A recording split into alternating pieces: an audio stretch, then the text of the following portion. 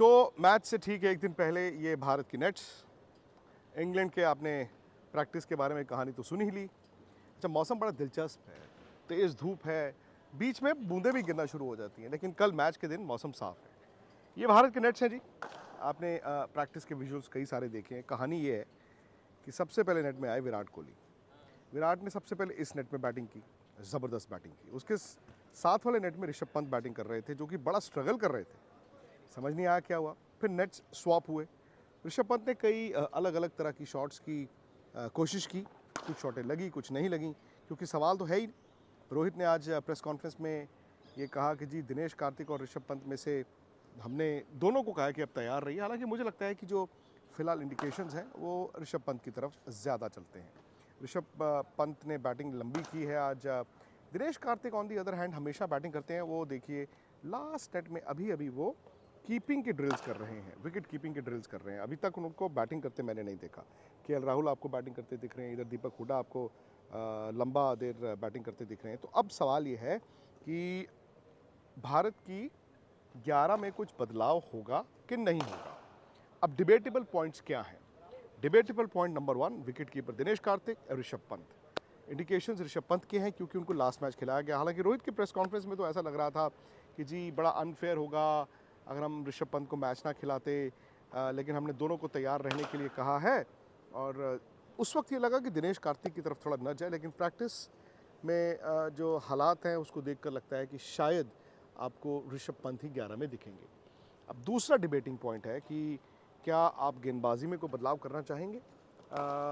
Traditionally यहाँ पर spinners बड़े कामयाब होते हैं, लेकिन ये छोटा मैदान है। अक्षर पटेल का क्या ये वर्ल्ड कप सही चल रहा है? अक्षर पटेल गेंदबाजी कर रहे हैं, आपको दिख रहे होंगे। आज उन्होंने बैटिंग भी की, आमतौर पर बैटिंग भी बड़ी करते हैं। दीपक हुड्डा को बड़ी बैटिंग कराई गई, बॉलिंग कराई गई। लेकिन मुझे लग रहा है कि एक पॉसिबल कैंडिडेट जो हो सकता है, शायद आई डोंट नो, मैं गलत भी हो सकता हूँ, वो है हर्षल पटेल।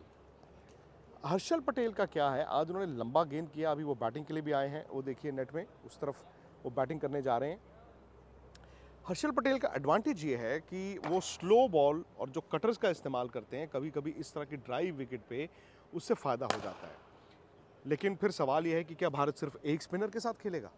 हर्षल पटेल बैटिंग कर लेते हैं, शायद अक्षर पटेल की तरह नहीं, लेकिन वो आपके नंबर 7 एक विकल्प हो सकते हैं। और फिर उनकी जो कटर्स और स्लोअर वंस हैं उसका आप इस्तेमाल उठा सकते हैं। ये एक पॉसिबल गैम्बल है। लेकिन फिर वो बात आ जाती है ना कि आप 3 फास्ट बॉलर खिला रहे हो, शमी, अर्शदीप और भुवनेश्वर आउटस्टैंडिंग बॉल डाला उन्होंने, और चौथे आप हर्षल को खिलाओगे और पाँचवें आपके पास हार्दिक पांड्या भी हैं। तो ये मुझे थोड़े से यहीं पर समीकरण थोड़ा मुझे लगता है कि क्या ये ऐसा रिस्क लेंगे कि नहीं लेंगे। हार्दिक पांड्या, उसके अलावा आपके पास विकल्प हैं। अब फिर बात आ जाती है युजवेंद्र चहल की। चाहकर भी क्या यूजी चहल को 11 में उतारा जा सकता है? उन्होंने बॉल बड़ा अच्छा किया आज।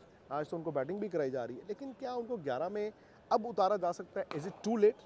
जॉस बटलर से भी ये सवाल पूछा गया। उन्होंने कहा यार यूजी तो चैंपियन बॉलर है, बट अगेन उनके हाथ में तो है नहीं कि वो भारत की 11 डिसाइड करें। लेकिन अब सवाल ये आ जाता है कि यूजी चहल के लिए क्या लेट हो गया है, या फिर आप इंग्लैंड के बल्लेबाजों की ट्रेडिशनल जो कमज़ोरी होती है राइट आर्म लेग स्पिनर की, उसको एक्सप्लॉइट करने के लिए उनको खिलाएं।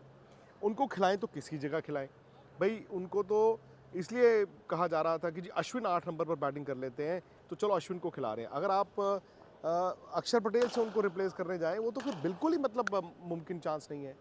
तो वहाँ पर अब थोड़ा सा पेच है। हालांकि क्योंकि ये सेमीफाइनल है, आमतौर पर सोच जो होती है वो सेफ चलने की रहती है कि आप ज़्यादा बदलाव ना करें। तो मुझे as of now Harshal Patel का फॉर अक्षर पटेल एक आउटसाइड चांस दिखता है। आउटसाइड चांस मैं कह रहा हूँ, आउटसाइड चांस कि अक्षर पटेल अगर तेज़ तेज़ जिस तरह से बॉल डाल रहे हैं, उनकी काफ़ी ठीक ठाक उनके रन जा रहे हैं। इतनी सक्सेसफुल वर्ल्ड कप उनका नहीं गया, बैट के साथ इतना मौका नहीं मिला।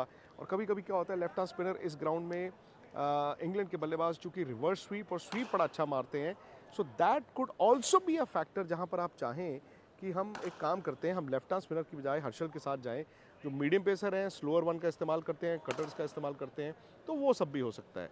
तो वो देखने वाली बात होगी, वो देखने वाली बात होगी। बाकी युजवेंद्र चहल चाह के भी क्या अब आप उनको कॉम्बिनेशन में फिट कर सकते हैं?